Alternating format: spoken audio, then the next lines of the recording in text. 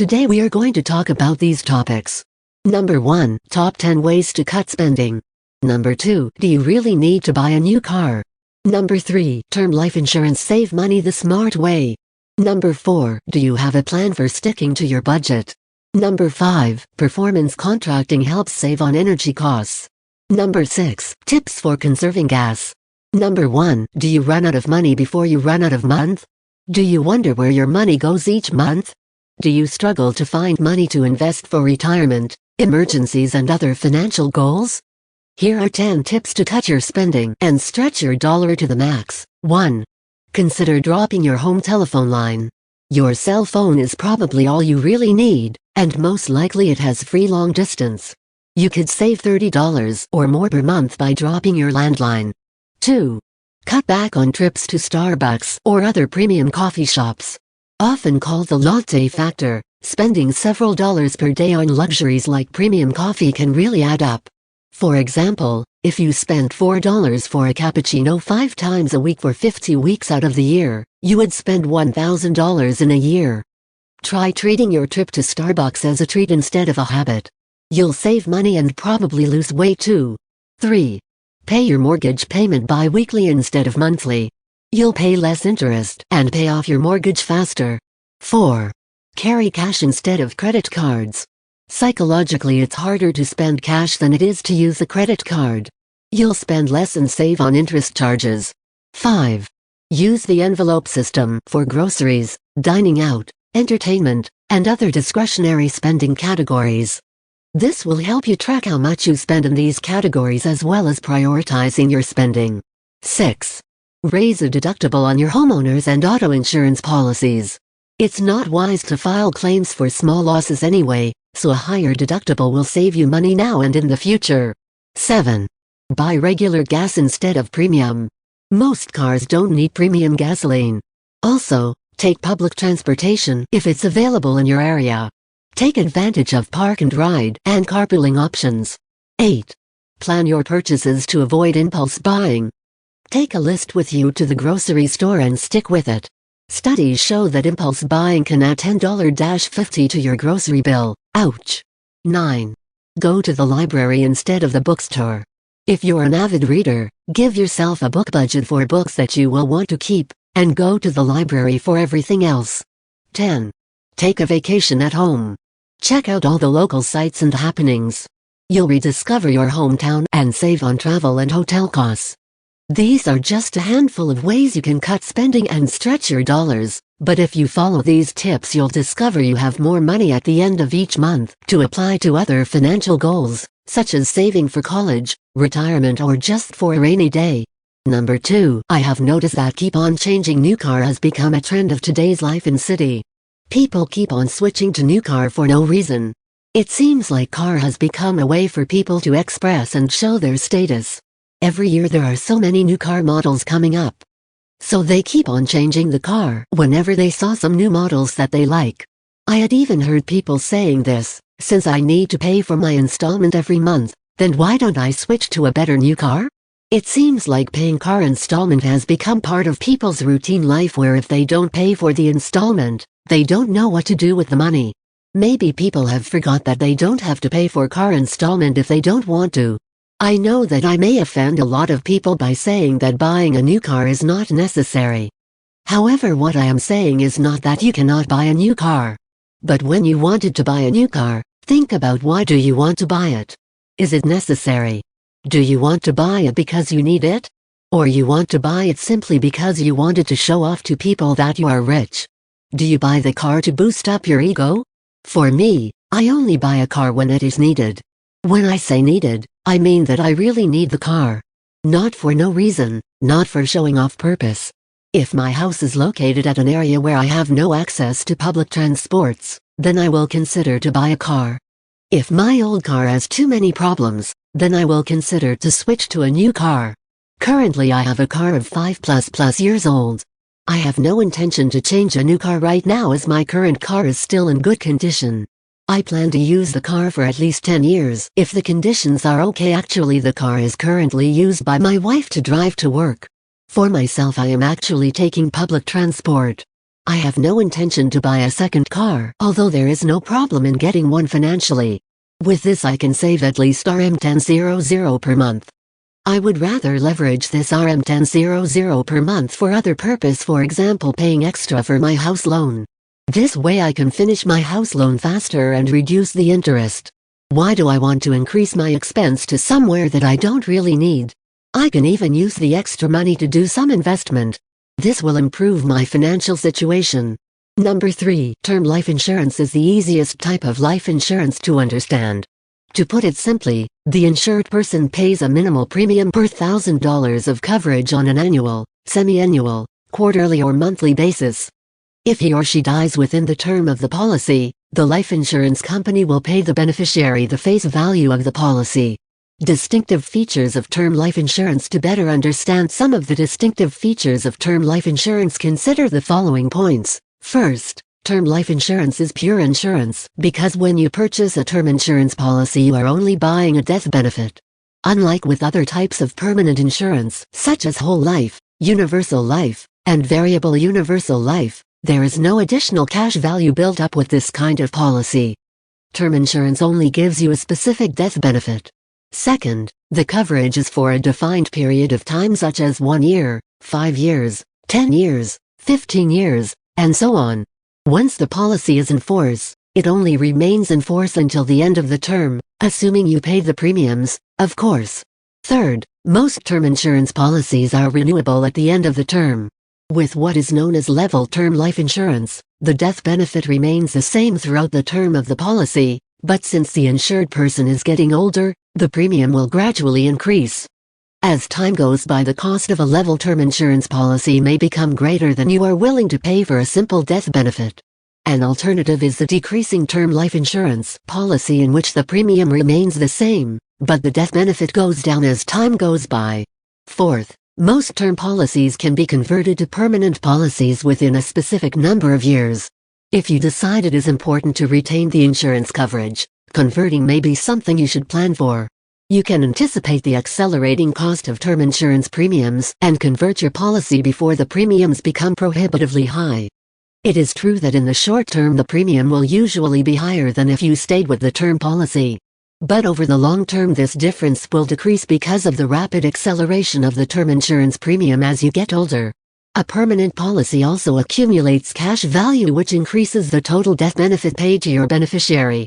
Popular uses of term life insurance. Term life insurance is most appropriate whenever you want to protect your beneficiaries from a sudden financial burden as the result of your death.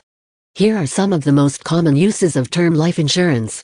Personal costs due to death. When a spouse or family member dies, there will be immediate costs. Many people purchase a relatively small term life insurance policy to cover these costs. Mortgage insurance. Banks and financial institutions often insist that mortgage holders retain a term life insurance policy sufficient to pay out their mortgage. Such policies make the bank the beneficiary of the policy. If the mortgage holder should happen to die before the mortgage is paid off, the insurance policy will pay it out. This is also a great benefit to a spouse whose earning power will likely be decreased due to the death of his or her partner. Business partner insurance. Term insurance is also used by business people to cover outstanding loans with their bank, or to purchase a deceased partner's shares on death, if they had an agreement to do so. Most partnerships have an agreement of this sort, and the policy premiums are paid by the business. Key person insurance. When a company loses key individuals due to death, this can often result in hardship to the company. Key person insurance is purchased by the company for any individual it deems to be key. The company itself is made the beneficiary of the policy. So when a key person dies, the company receives a cash injection to handle the problems associated with replacing that person. Getting a term life insurance quote. Here are some things to look for when getting a quote for term life insurance. 1. The cheapest rate today will not be the cheapest rate tomorrow. For instance, the cheapest premium today will likely be for a yearly renewable term policy.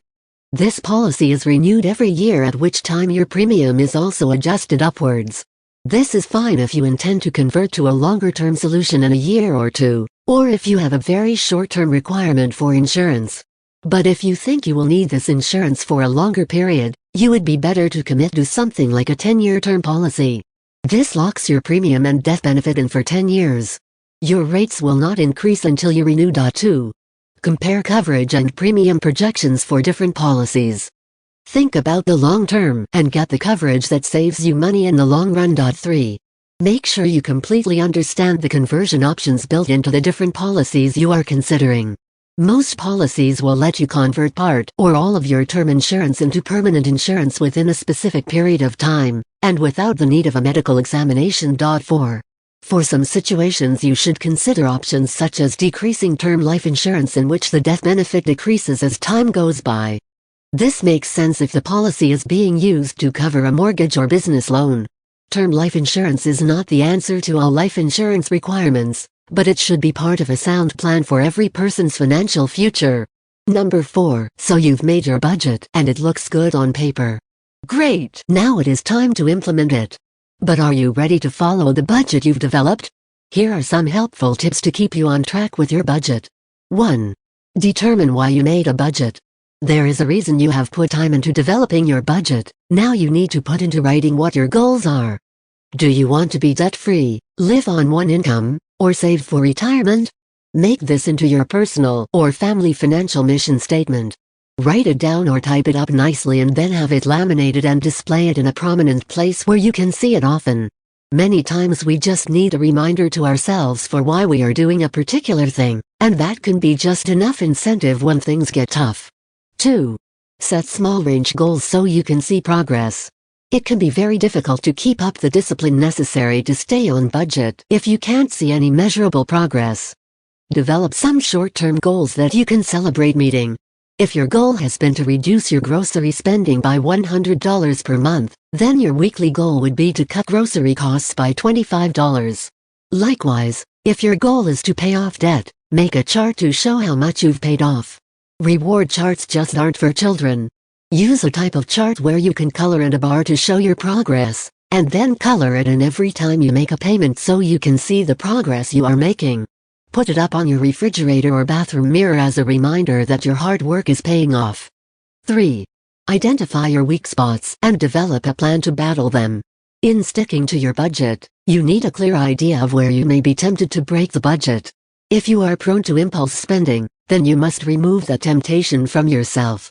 If you go window shopping, leave your credit cards and checkbook at home. Especially in the early days of sticking to your budget, it is important to retrain yourself to curb spending. Making a budget is really the easy part in financial management. It is sticking to the budget and making your spending match your plan that is the difficult process. By disciplining yourself and retraining your spending habits, you can achieve your budget goals. 5. To improve energy efficiency, some companies are doing more than just turning out the lights at the end of the day. As soaring energy costs increasingly affect the bottom line of U.S. businesses, the Energy Performance Contract has become an attractive solution for commercial building owners. This contract is a financing or operating lease offered by an energy service company, also known as an ESCO, to help businesses improve the energy efficiency of their buildings or facilities.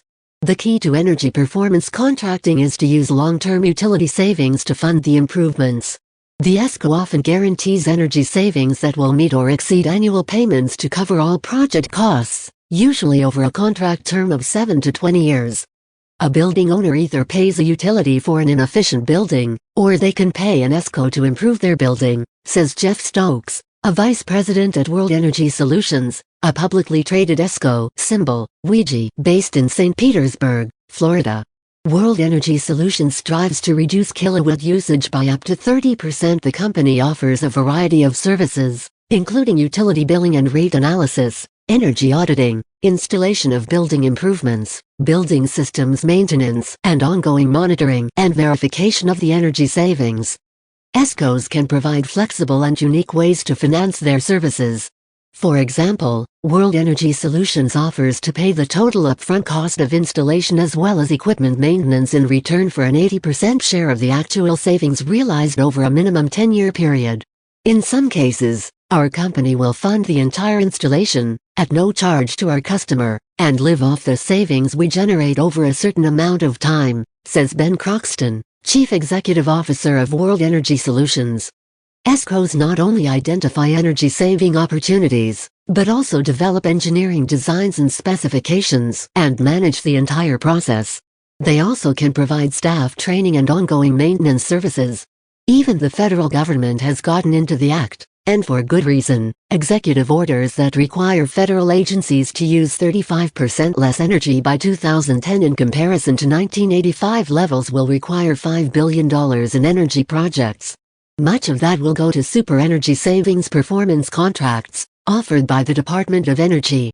Number 6. Despite gasoline prices nearing or above $3 per gallon in various parts of the United States, Americans still fill their SUVs. And most likely they won't cancel their vacation plans for the summer, the season when more people are on the road traveling, because driving there is just more fun. But as consumers fill up their gas tanks, they may want to consider conservation efforts. According to Mammoth Resource Partners Inc., a Kentucky-based oil and gas exploration company, there are signs that the world's oil production is peaking. Peak oil occurs when half of an oil field's reserves have been extracted, which means it will begin to progressively yield less oil with every passing year until nothing is left. China and India are consuming more oil every year to feed their growing economies, said Roger L. Corey, president of Mammoth Resource Partners. Europe and Japan, which use more oil than they produce, are completely oil dependent.